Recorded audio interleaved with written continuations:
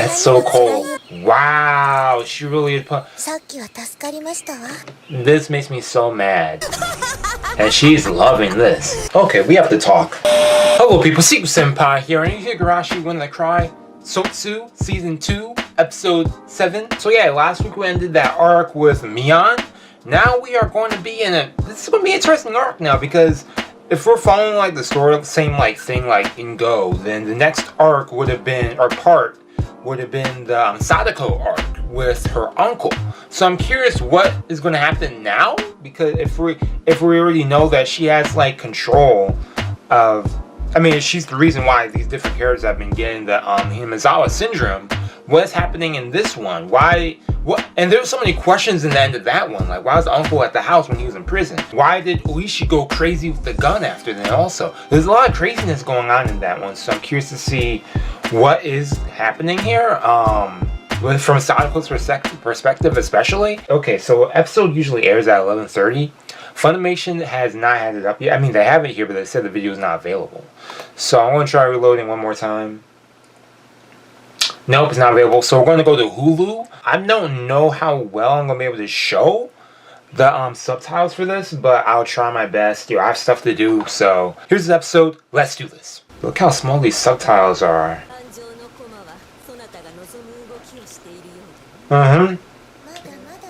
Oh, she said I'm just getting warmed up. This is a warm-up. See, that's just messed up. Yeah, 100 years and you're going to bring her back to some more. Are you really happy about that? Just for your own selfishness?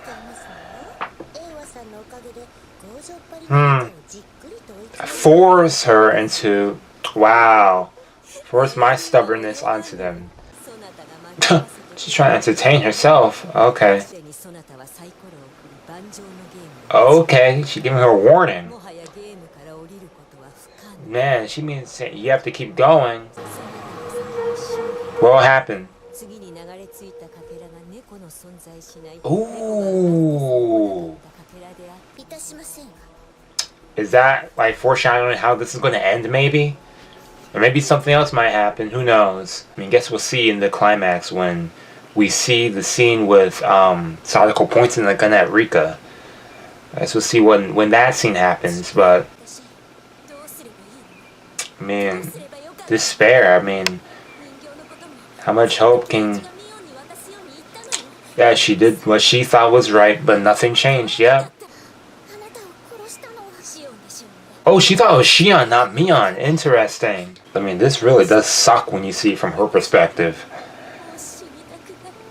Look at them twins. Dang, that really does suck. And Satako be like, yeah.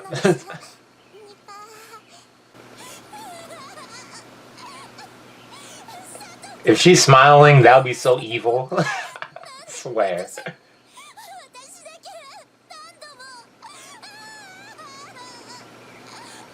Yeah! That's so cold. Wow, Sadako's so manipulative, man. That's so messed up. I'm the reason you're suffering, and I'm over here consoling you, and you gonna know that that's the truth. That's basically what the scene is. Wow. So two-faced. That literally, that's the best term for this.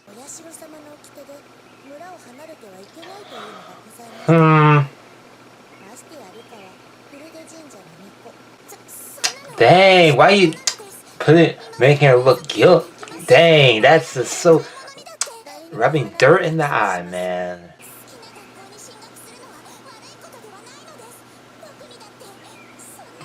That is true.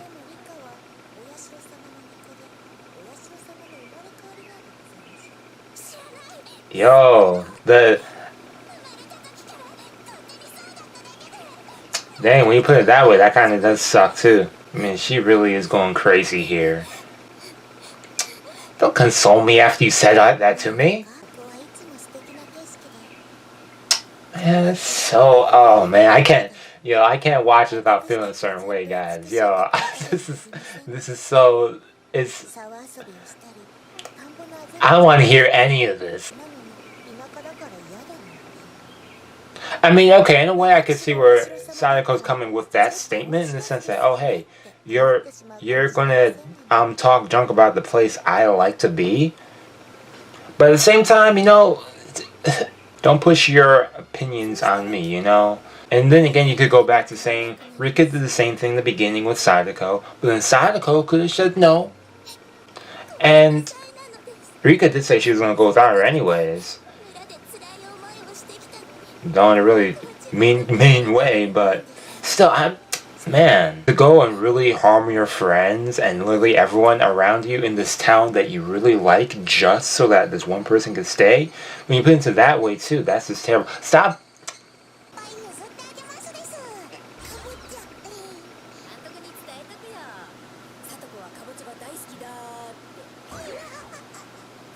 I can't watch any of these happy moments the same.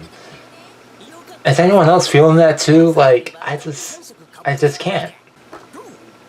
Okay, then she visits her uncle.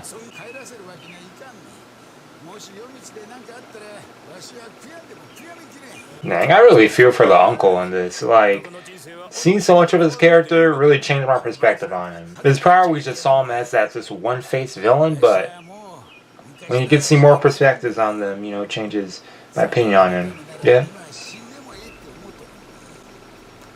I mean, despite their background, I won't disregard what he did in the past. Seeing the change is nice. I mean, trying to make amends for what he did.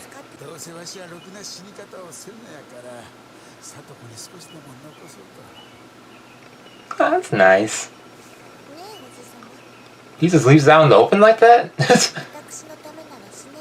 Oh.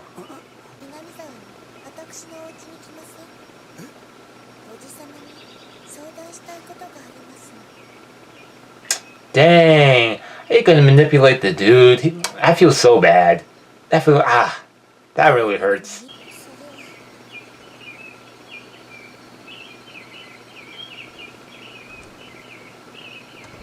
What's this? Am I going to put up an act? Was all this an act?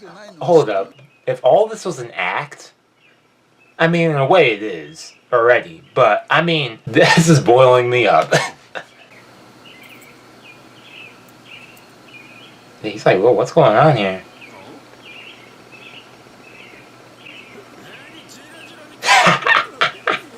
Yo, his personality, though.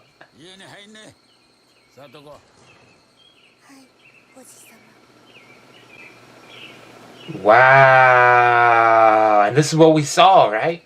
We only saw this, right? Wow. She really put... This makes me so mad. Wow, they're gonna lie about that? Yo, this dude snapped fast. Wow. What was the point of this? Just to play around? I mean, she did the whole thing with Mion for giggles and stuff. So... Wow, and that's why this dude shows such an aggressive persona. I mean, he already has, like, a bit, but... Man...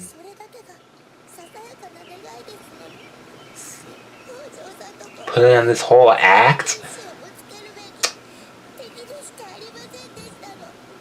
Oh my gosh, this is sickening, man. Yo. Pity, huh? 100%. Man, and this is where those rumors began. And this... So literally all their friends banded together, did all this work for Satako, when Satako was the one who pushed the buttons for this to begin. So messed up, man. I'm ticked off about that. And this is when she said this. I remember that.